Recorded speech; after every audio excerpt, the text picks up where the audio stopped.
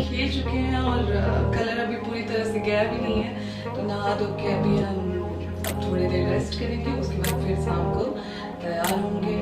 और बहुत थक गई हूँ मैं, अब मुझे लग रहा है कि अब मुझे सोना चाहिए, मुझे नींद आ रही है। जी हाँ, तो पावर स्टार पवन सिंह के लिए कहीं ना कहीं 2023 साल यहाँ पे खुशियों का जो कि साल है, इसमें हर वो मुकाम हासिल करते जा रहे हैं जो खुद को यहाँ पे पवन सिंह चाहते हैं।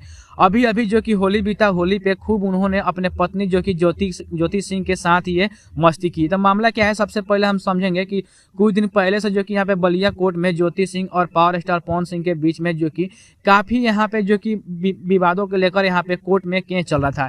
इसी विवादों को देखते हुए जो कि पावर स्टार पवन सिंह ने उनको जो कि तलाक दे दिया था। तलाक के बाद यहाँ पे पहली बार जो कि होली के दिन मुलाकात हुआ।